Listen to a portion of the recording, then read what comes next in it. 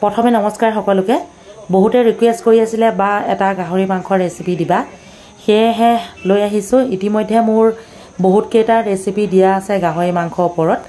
প্ৰথমতে মাংসখিনি খুব চাফচিকুনকৈ ধুই লোৱা হ'ল লগতে আলু 1 কেজি কাটি লোৱা হ'ল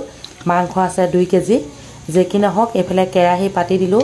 জোখমতে মিঠাতেল দি দিলো প্ৰথমে যোগ কৰিলো পিয়াজ সৰু সৰুকৈ কাটা যেহেতু আমাৰ এটো হোটেলৰ ৰেচিপি হয় মাজে মাজে আমাৰ হোটেলত গাহৰি মাংস বনোৱা হয় কিছুমান কাস্টমাৰে নেখায় বাবে আমাৰ মাংসটো তেনে ধৰণে ৰখা নহয় মাজে মাজে কিন্তু কিছুমানে ৰিকুৱেষ্ট কৰে বনাবলৈ লগতে খাবলৈ মানে অৰ্ডাৰ দিয়ে সেইভাবে বনোৱা হয় এতিয়া মই অকমান যোগ কৰিলো লং ইলাচি মানে পিছি পেলাই ৰেডি কৰি থৈছো সেয়াও যোগ কৰি দিলো এতিয়া হোটেলৰ আগফালে যেটো কিচেন আছে তাতে মই বনাই আছো জোখমতে হালধি আহি গল আৰু কি যোগ কৰিম সকলোখিনি আপোনালোকে চাই যাওক বনোৱা ষ্টাইলটো তেনে সহজ আৰু কম সময়ৰ ভিতৰতে মাংসখিনি বনাব পাৰি কিন্তু 45 মিনিট সিজাব লাগিব গোটেই 45 মিনিট আৰু কেমেৰাত বন্দী কৰি আপোনালোকলৈ আগবঢ়োৱাটো ইমান সহজ নহয় এতিয়া মই আলু মাংস একেলগে গোটেইখিনি যোগ কৰি দিলো আকৌ এবাৰ কৈছো মাংস 2 কেজি আলু 1 কেজি খুব ধুনিয়াকৈ 10 মিনিট মান ভাজি লম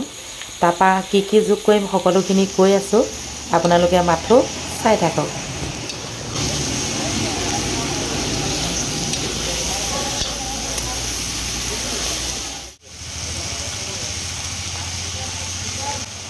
এতিয়া মই জোখমতে যোগ কৰিলো নিমখ আপোনালোকে কোনটো পাছত কোনটো যোগ কৰিছো সকলোখিনি নিশ্চয় দেখিছে সেয়েহে যিসকলে ৰিকুৱেষ্ট কৰি আছিল তেওঁলোকক কৈছো সকলোৱে চাই যোৱা আৰু এনে ধৰণে বনালে খাবলৈ বহুতো সোৱাদ লগা হয় সেয়েহে কৈ আছো চাই যোৱা এতিয়া এই যে মছলা পিছিছিলো নহৰু আদা সেই মানে খুন্দনাটোত আধা গিলাচ মান পানী যোগ কৰি দি দিছো এতিয়া আৰু অকমান সময় ভাজি ল'ব লাগিব তাৰ পাছতে আৰু দুটামান বস্তু যোগ কৰিবলৈ আছে সেইগিটা তোমালোকক মই দেখুৱাই আছো আৰু চাই থাকা বাকি কোনোবাই যদি নতুনকৈ চাইছে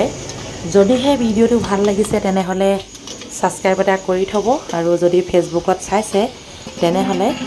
মোৰ ফেসবুক পেজটি ফলো কৰি থব 10 মিনিট ঢাকি দিলো সুন্দৰকে মাংসখিনি মানে আধা ভজা হৈছে আৰু কি যোগ কৰিবলৈ আছে দেখুৱাই আছো মই বনাই আছো আপোনালোকে চাই থাকক মাংসখিনি আধা ভজা হোৱা পাছত আদা নহৰু জলকীয়া যোগ কৰিছো আৰু লগে লগে অকমান গৰম পানী দিছো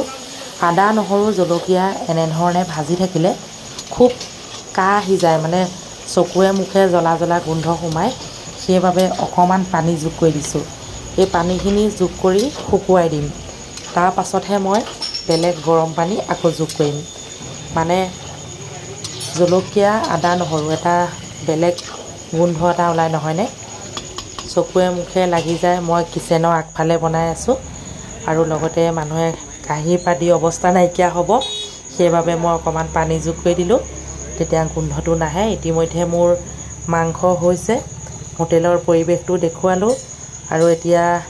12 বাজি উলমি গল সেইভাবে মই এয়া লৈছো অকমান মানে দালি বিলাহী দিয়া লগতে আলু সয়াবিন ভাজি মাংস 3 পিস এইফালে দালি সকলোখিনি যোগাৰ কৰি লৈছো এয়া আকৌ ৰঙলাও লগতে আছে ধুনিয়া পটল ইতিমধ্যে আমাৰ কেমেৰামেনেও মোৰ লগত ভাত খাব সেইভাবে একেছুতে লৈ লৈছো এইগিটা আচাৰ মেম জলকীয়া হাতী ভেকুৰি সকলোখিনি গুটাই ললো সুন্দৰকে দুপৰীয়া ভাত খাজ খালো লগতে গাহৰি মাংস বনাবলৈ যিসকলে মোক ৰিকুৱেষ্ট কৰি আছিল তেওঁলোকৰ বাবে ভিডিওটো প্ৰস্তুত কৰি আগবঢ়ালো নিশ্চয় তেওঁলোকে ভাল পালে যদি ভাল পালে লাইক কমেন্ট কৰিব যিসকলে ৰিকুৱেষ্ট কৰি আছিল তেওঁলোকে কেনেকুৱা পাইছে মোক জনাব এয়া দুপৰীয়া ভাত খাজ খাই লওঁ আজিলৈ আহিছো শেষলৈকে ভিডিওটো চোৱাৰ বাবে বহুত বহুত ধন্যবাদ